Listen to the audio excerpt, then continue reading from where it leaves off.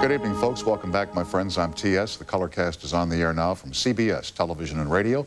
It's Tuesday night, the 28th of January, 1997. And to quote Arsenio Lou Holtz, the legendary football coach from Arkansas, the New York Jets, and Notre Dame is in the house tonight, along with David Brudnoy, a talk show host at WBZ in Boston, Massachusetts. I'm finally over Super Bowl. I left out last night the Super Bowl traditional cheesehead meal, which was prepared at the house on Sunday afternoon. Man, I've got my year's supply of fat and sodium fully installed for 1997. I went down to a place where they make authentic European sausage on Saturday afternoon and got the killer bratwurst and served those with melted cheddar cheese and grilled onions and mustard. And man, I'll tell you, wow. When I was a kid in Wisconsin at restaurants, if it didn't contain cheese and wasn't fried, they didn't serve it. And it has changed. Praise the Lord. Before going away on hiatus last week when Jon Stewart was here, I talked to you a little bit about this picture, which is getting great reviews, called The English Patient. And I confessed that I didn't get it. I just truly didn't understand it. And a kind viewer has sent me an explanation as to why I, and possibly she, didn't get it. The viewer writes, I think your difficulty with The English Patient stems from trying to find a higher meaning when absolutely none is there. He is English, he is a patient, he has amnesia, so he doesn't recall that he's an SOB, and he also doesn't know how lucky he is, because if he'd crashed his plane in a place where people knew him, he would never have been nursed back to health. Thank you, Donna. And one of my viewers who lives back in the Midwest, whose name is Pat Flynn, was a student at USC here in Southern California in 1972. And before you show the picture, let me background this for you a little bit. I did a show out here in Burbank for NBC Channel 4 back in the 70s. It was called The Sunday Show because it played on that day. And we would go all over Southern California, myself and Kelly Lang, who is now the anchor of choice at Channel 4 here in Los Angeles and one of the most popular personalities in this town. We would go to every little civic event around Southern California and do basically a public service show on Sunday afternoon. And one day in 1972, when Mr. Flynn was a student at USC downtown here, we rolled in our Cadillacs and our Jeeps and did the program from the campus of the University of Southern California. Now, the gentleman on the left at the time was the Attorney General here in California. That'd be Evel Younger. In the center, you see this idiot. How about the wardrobe and how about the boots? And the hair, jeez. We were young, we were intense, and we were foolish, and somehow they didn't figure it out, and we lasted for about 5 years here in Southern California. So thank you, Mr. Flynn, for sending that along, although I hate to see those pictures because I look at them and I say, where is that guy gone? What happened to him? Finally, I told a little story here to the crew last night. Will you laugh again if I do it? Oh, okay, thank you, Mr. Kennedy. Of a guy that dies and goes to heaven, and they take him to a room, and there are all these clocks spinning on all these shelves, and he says to St. Peter, he says, what are all those clocks? He says, well, he says, everybody on earth has a certain amount of time left to stay there, and the clocks are an indication of when their time is up and when they'll come to heaven. And he says, but some of the clocks are going faster than others. He says, well, every time a person tells a lie, the clock goes a little bit faster. And the guy's eye goes up to the ceiling. He sees this clock is whirring faster and faster. He says, now what is that clock up there? He says, well, that's OJ's clock, and we're using it for a ceiling fan. Thank you very much. Back with Lou Holtz, formerly of Notre Dame. And by the way, Lou did some work at CBS as a sports color man and analyst over the New Year's holiday with our friend Pat O'Brien. And then from WBZ in Boston, the conservative radio talk show host and commentator, Mr. David Brudnoy is here. And along with you on the toll-free, settle back, fire up the color teenies, and watch the pictures as they fly through the air.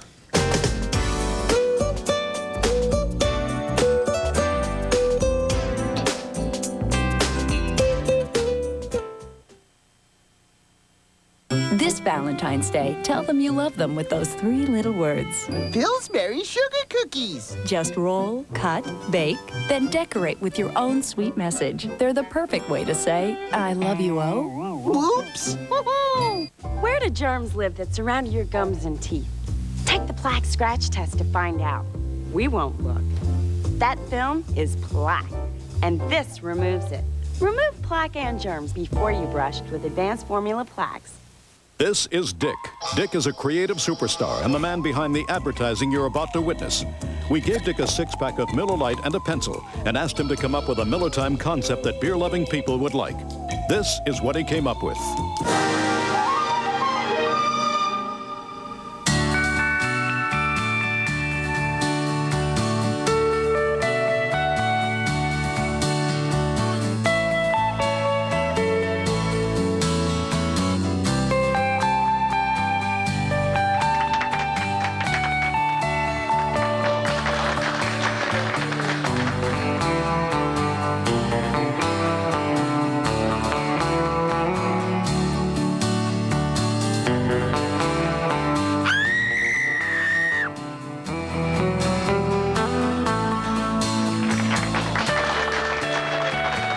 This has been a Miller Time presentation by Dick.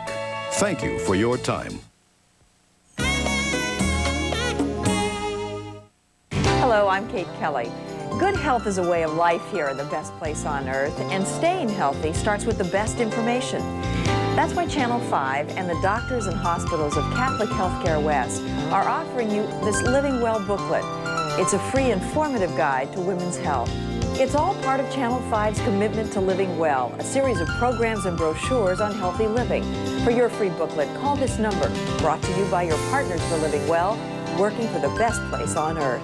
Last year, for the first time in history, winter storms stopped everything cold. Corporate America, the United States Post Office, even our government. Everything that is except Da Vinci's Pizzeria.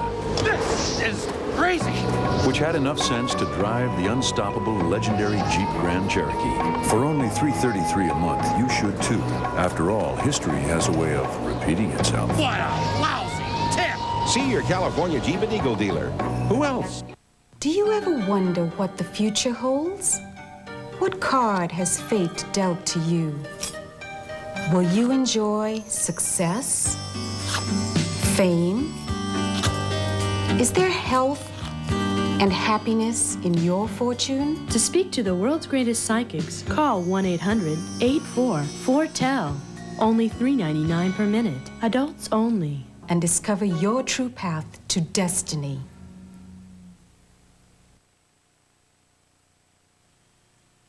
After 11 great seasons at the helm of college football's most storied program, Lou Holtz stepped down as coach at Notre Dame last year after coaching more games than anybody else in the school's history.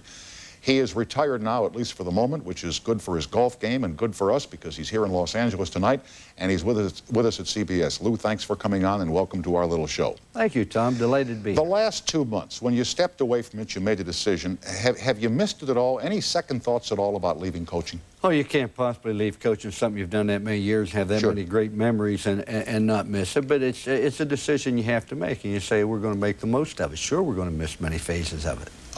When you lost to Southern California in the last game, I read in the papers the next day you said that that was possibly the worst moment of your coaching life. Oh, I think it was because we had never lost to Southern Cal, and we had gone to a bowl game, a major bowl, for 9 straight years, and was all riding on that game. And Southern Cal played a fine game, but we turned the ball over 4 times. We had the ball on the ground more than you do at a soccer match. And to lose that game was absolutely devastating. I didn't want to go out that way, but that's all part of life. Why do you hate, and I've read this about you, that you absolutely hate losing? And that this got to you. In the press accounts I read, you just said, I can't take losing, and that was one of the reasons that I read you left college football. That's true. Losing started getting to me where it was like a death in the family. And I can't tell you why, except if you're going to do something, you have to try to win it. Sure, I understand. It's important, don't keep score. But I think once you win the national championship at Notre Dame, the standards are higher. You're not in a conference if you don't win the national championship and a loss.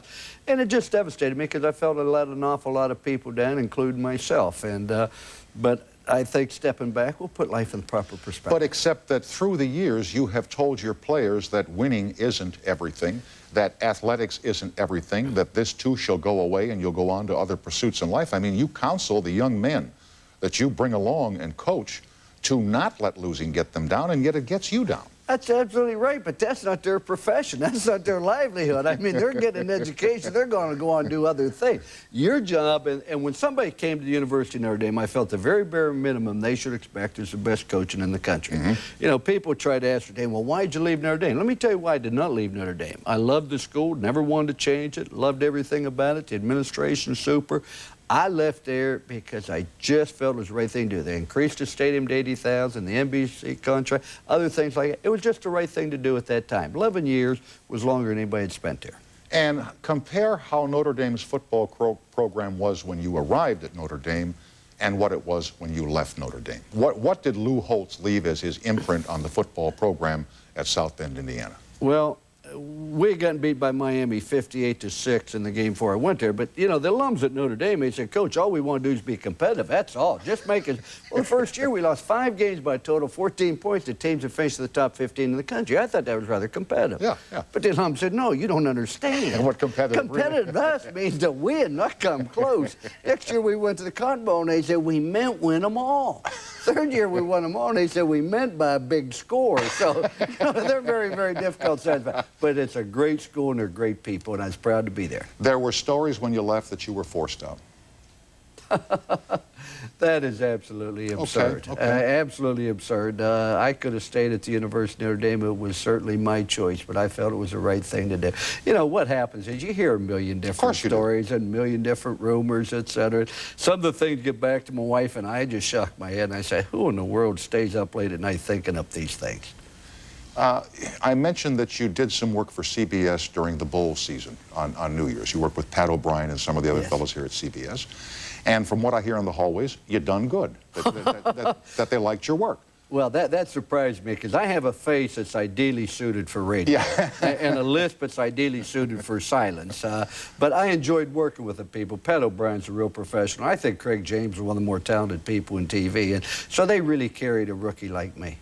But would that be something you would consider down the road? I know you're taking a year off from coaching, but would broadcast be something, in spite of your humor about it, that you might consider as your life's calling for a while? Well, I enjoy TV. I think it would be fun to do. But, you know, the amazing thing about it is when people say TV, I say, I might do TV work. They're thinking I'm behind the camera. You know, I'm not in front of the camera. Come on. But I don't know. It depends what offers I get. And you just have to look at it. Well, has CBS come back with some kind of a deal? I mean, you know, you were on the network here. Have they called? Have you had letters? Anything?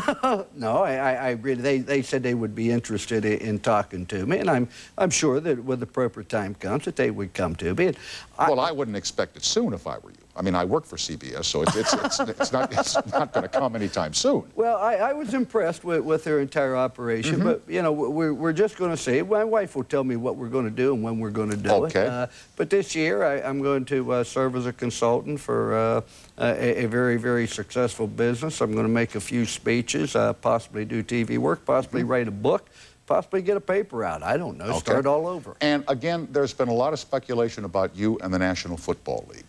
And yet I read a story about you that appeared prior to the Southern Cal game in the LA Times here last November, in which you were quoted as saying, something bothers me about the NFL. And they didn't go into specifics, but what was it you were referring to that bothers you? It wouldn't bother me about the NFL. I said the one thing that I don't feel satisfied with when they get ready to, you know, get buried, and after losing our last game, my wife will probably have to hire pallbearers when I do pass away, but it wasn't the NFL. I signed a 5-year contract with the New York Jets, stayed 8 months and left. My children were young. I made a decision, and that's the one thing I did not see through, and that's the one thing that bothers me. It doesn't bother me about the NFL. It bothers me that I wasn't fair to Leon Hess, wasn't fair to the league in general, and I can go to the grave with that in my heart, but it's the one thing that I think I would enjoy coaching the NFL if the right opportunity came at the right time. Okay. And would you ever consider another college program, or having done the top college program in the country?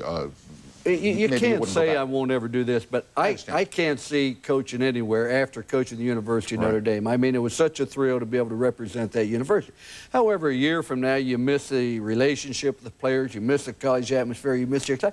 Who knows what in the world I would do? I have absolutely no idea. What we got to remember is I'm not very smart. I was in the lower half of my class, and I remember Sister Mary Harriet saying, if I catch and suspect any of you cheating, I'm going to take 10% off your grade. And I took out my textbook and said 90% ain't bad. So You have to understand this. I am not particularly smart, so when I say I don't know what's going to happen. I understand fully what you say.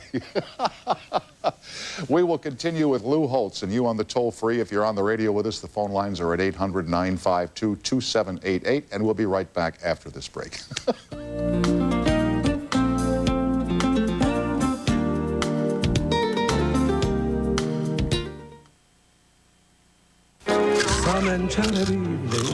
Sour cream and onion or more Casey masterpiece? You may see a stranger, a crowded room, and somehow... Oh, Miss Piggy, I nuzzle your neck. Oh, even... I nibble your hand. I eat your chips. Good night. The low-fat new flavors of baked glazed potato chips. You'll really want to hog them. Hey, want to see some cool things? Where? At the Smithsonian. Famous flyer to four-wheelers, Rocket ships. and lizard lips. Discover Card is a proud partner of the anniversary celebration. LensCrafters has these new lightweight titanium P frames from Luxottica. They weigh about 40% less than other metal frames. They're fashionable, comfortable. Look at the difference. Wow. I love seeing them smile when that happens. LensCrafters, helping people see better 1 hour at a time. You want to see something really big? CBS Big February nights are coming. A month filled with big dramas, big surprises, and big comedy! with hot new movie events, including big miniseries like Night Sins, starring Valerie Bertinelli, big CBS specials with a primetime Letterman and the Miss USA pageant. Then be a part of music's biggest night, the 39th Annual Grammy Awards. It just doesn't get any bigger than this. Only on CBS.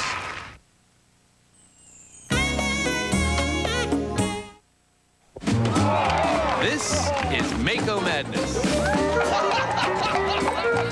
Isn't it madness not to treat your Chevy, Nissan, or Olds to a new Mako Supreme paint service and save 50%? We'll paint the exterior with an advanced formula automotive enamel finish for greater beauty, durability, and gloss. And you pay only half price. It's Mako Madness. So if you want to save 50%, just say, uh-oh, better get Mako? And save 50% on our Supreme paint service. For a sport utility that costs $2,000 less than Toyota 4Runner SR5, the all-new Mitsubishi Montero Sport LS stacks up pretty well. I was impressed by how efficient the Montero Sport is. Better highway gas mileage. And Montero Sport has a better warranty. Longer overall warranty protection. All this for $2,000 less. $299 a month, 36 months. Get that good deal feeling. Hurry. Mitsubishi. Built for living in Northern California. As a receptionist, I try to help our patients feel comfortable, like Kate. The first time she came here, she had a cavity. To protect against this, our dentist recommends Crest. Crest can actually help reverse the early stage of tooth decay, like this weak spot. Because the fluoride in Crest's patented formula penetrates the weak spot and can actually help stop a cavity from forming. And more dentists have their very own kids brush with Crest than all others combined. Hey, Mom, no cavities. The dentist's choice is Crest Protection.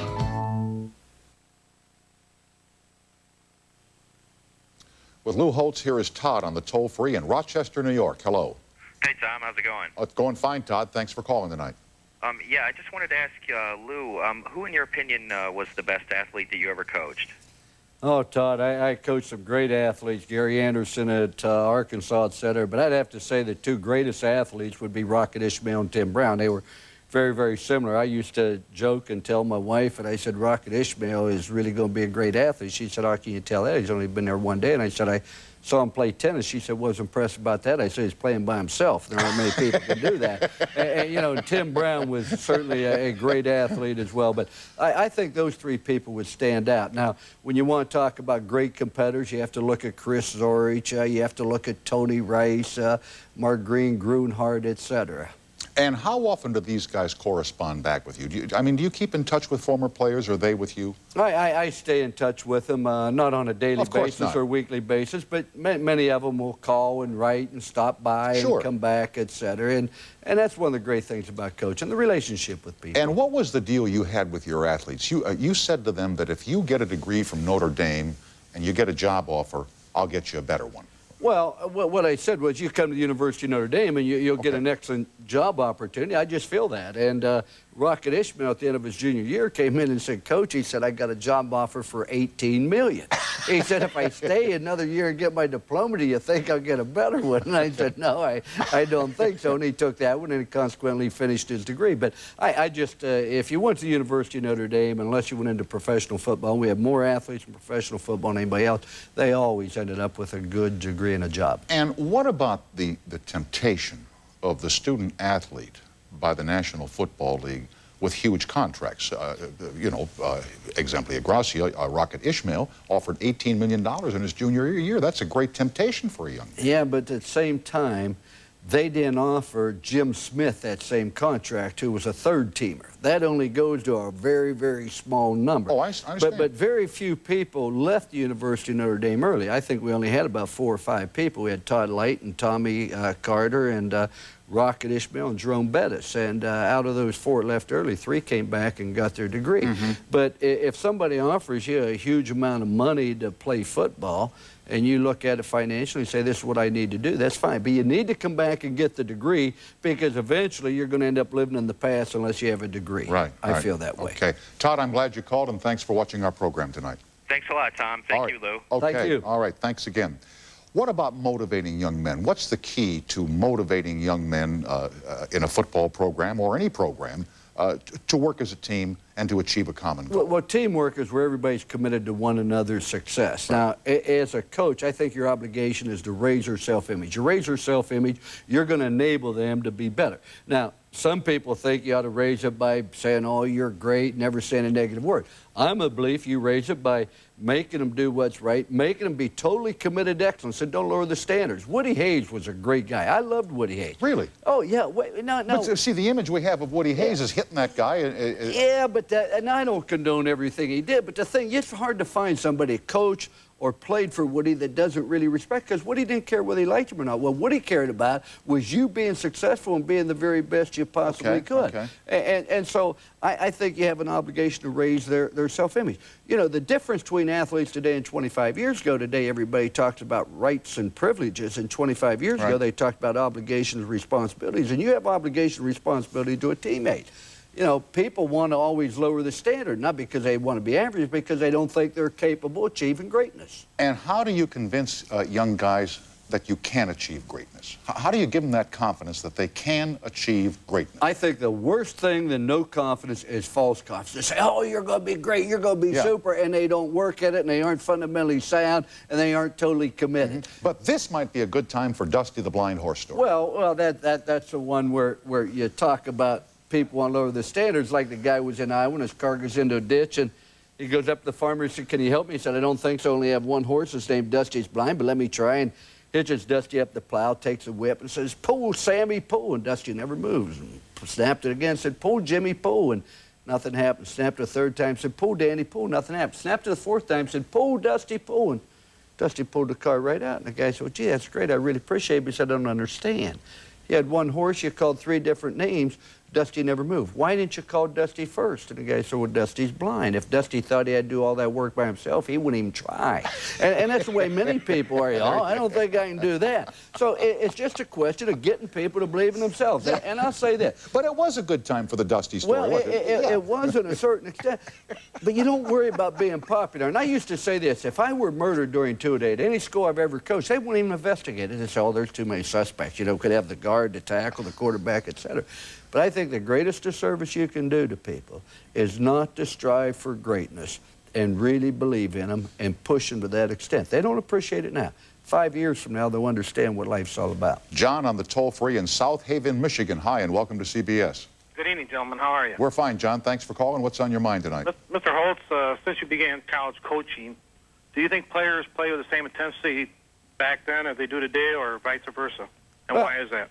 I think that players are a little bit different today than they were 25 years ago. As I said, that, you know, maybe the obligations and responsibilities aren't as strong today. But, you know, everything is much more fragile today. We have people from single parents home, and, you know, we're in a society where if you feel good, you're supposed to do it all the time. And what we forget sometimes is it takes sacrifice and it takes hard work. Yeah, I think players play as hard today. I don't think we play as together as we once did. I'm not sure we always put the team as far ahead as we once did at one time. But I do think, and they're bigger and stronger and faster today. Good Lord knows. The athletes are so much better. But I'd still rather have a slow athlete going in the right direction than a fast athlete going in the wrong direction. I will point that out.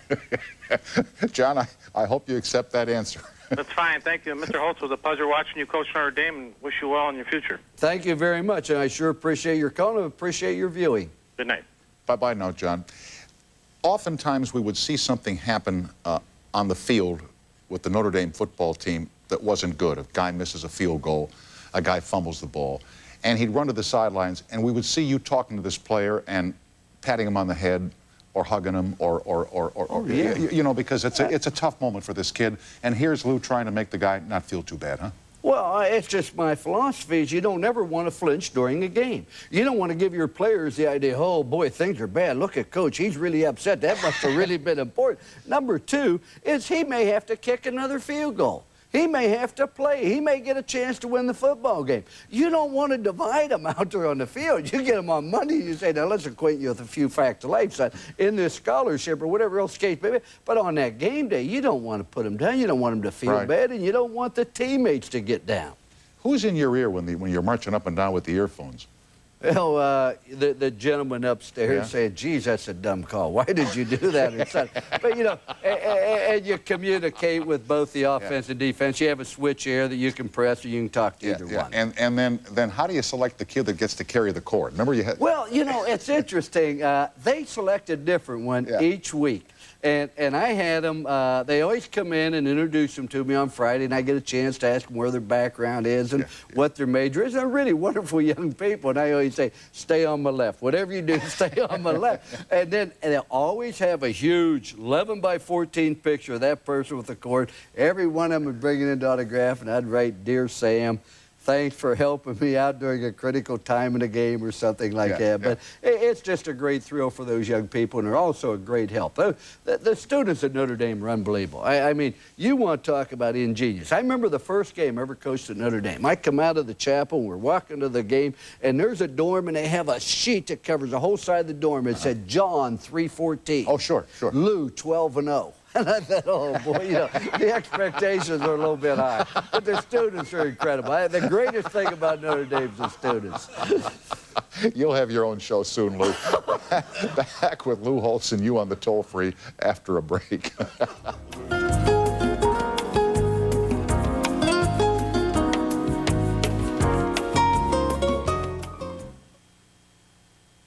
This instrument explores your fragile gums, a procedure for gingivitis. Help avoid gingivitis. Use Listerine. Only germ-killing Listerine is clinically proven to help prevent gingivitis.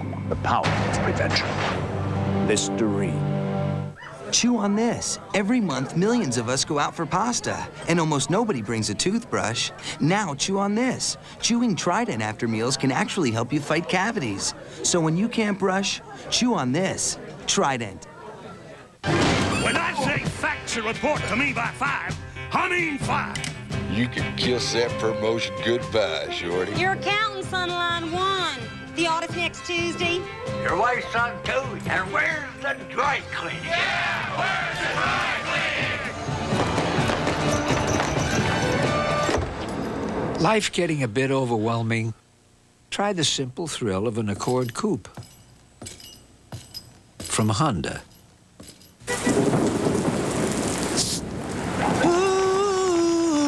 Just for the feel of it, the pure appeal of it, yeah. This is the place for it, ooh, this is the best of it, woo.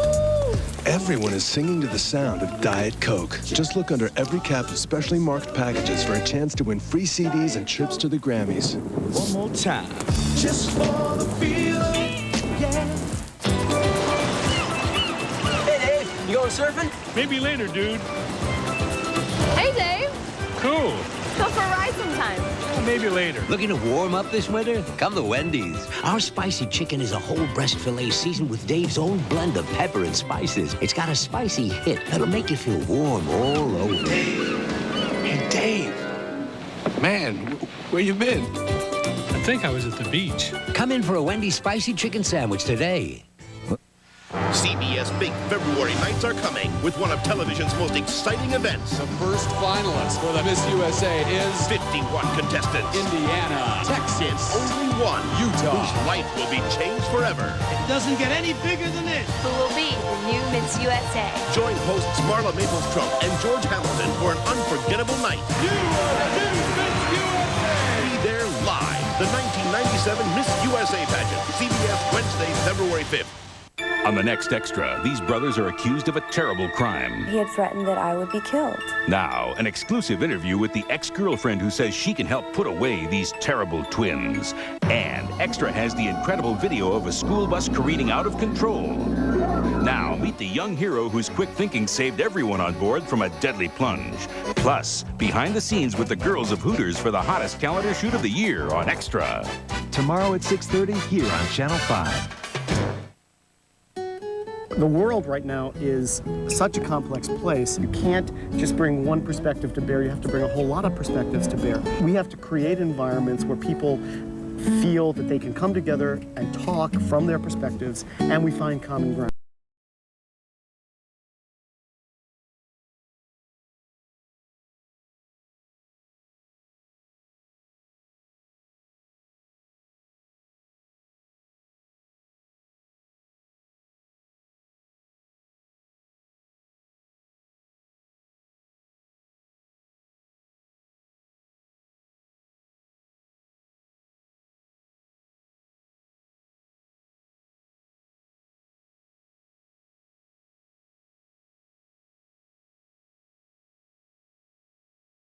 Clara University, educating for competence, conscience, and commitment.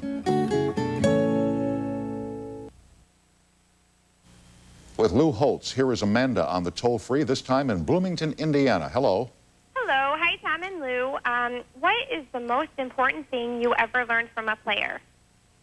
Oh, man, I learned so many things from the players, but I'd have to say is believing in them and never giving up on somebody. A guy like Mike Brennan came to Notre Dame a walk-on.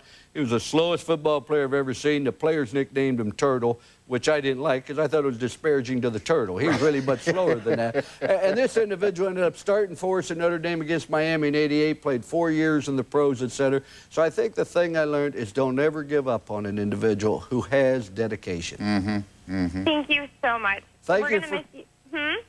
We're going to miss you so much at Notre Dame. Oh, you're kind. I will miss Notre Dame far more than they'll miss me. They have great coach and Bob Davies, great staff, good players. You'll be fine. Okay, well, you're in my heart, and I will be following you, so good luck with whatever you do. Thank you. Thank you. Bye-bye. All right, thanks, Amanda.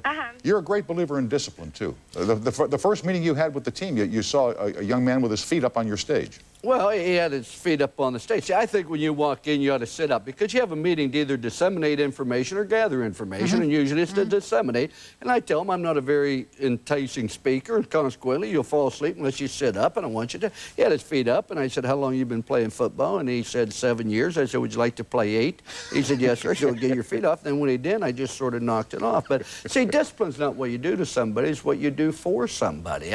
I've never disciplined somebody. They said, well, you sent 2 guys back from the Southern Cal game. I didn't. All I did was enforce their decision. I said, if you choose to be late, This is Ricky Waters and Tony Brooks.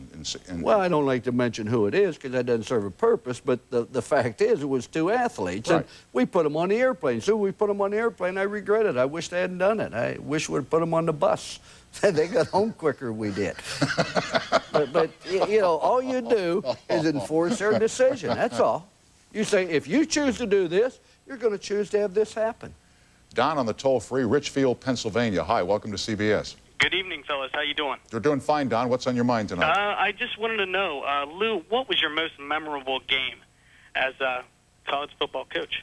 Oh, there were so many great ones. You could go back to the Orange Bowl in '77, some games when I was at NC State. But I think the game that I will probably cherish the most was in 1993 when we beat Texas A&M. At that time was 11-0. Felt we had a chance to win the national championship, but it was the last game my son Skip coached with me at Notre Dame, and you know, just the memories that you have with your children, and the fact that we weren't going to be together any longer. I'll probably remember that as the most emotional game I've been involved with. And your son Skip is now at U of Connecticut? He's at the University of Connecticut as head football coach. How's he doing? Okay. Can I say one more thing? Yeah, go ahead, Don. I'm a diehard Penn State fan, and as you may know, Penn State fans don't take too kindly to Notre Dame, but we've always loved the rivalry, and we hold the utmost respect for you, Lo. So college football is going to miss you.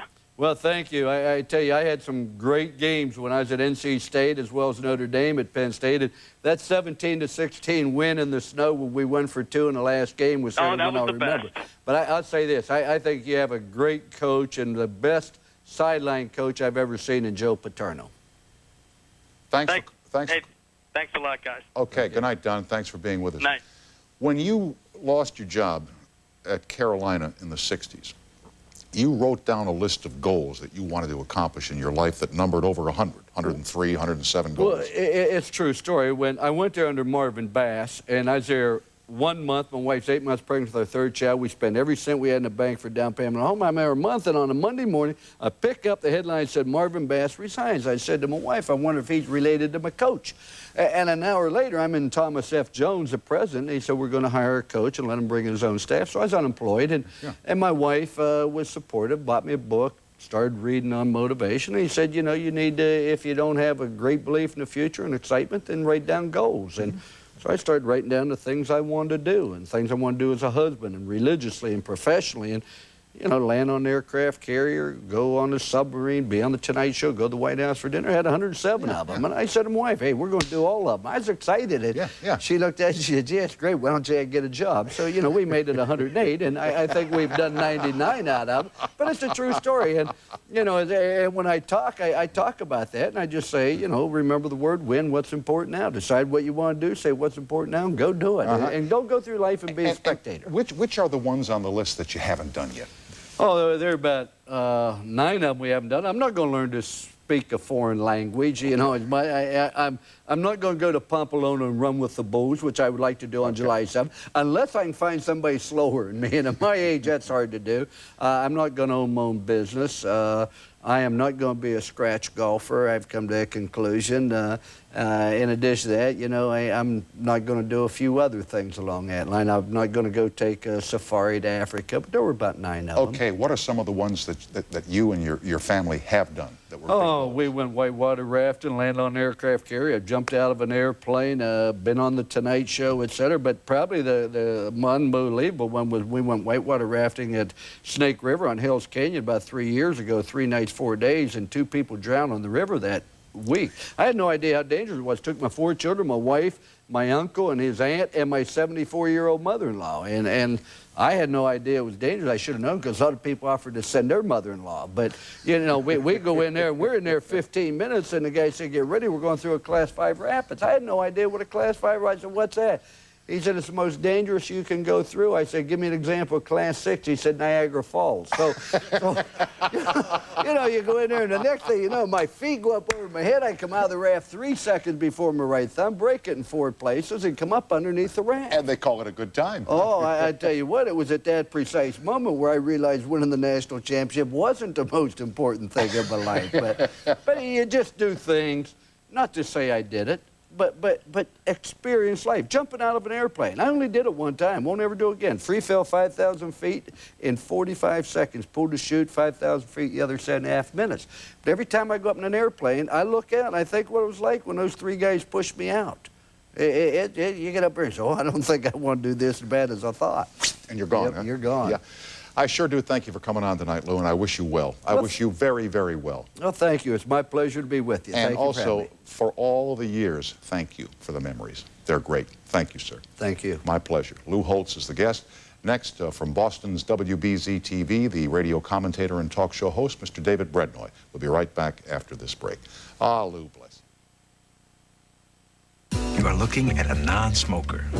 Haven't had a cigarette in 6 months or a piece of Nicorette gum in 3. I am a nicotine-free man because Nicorette helped me get off cigarettes my way. It eased me down, one craving at a time. I needed less and less and less Nicorette until I needed none. And none is a wonderful number.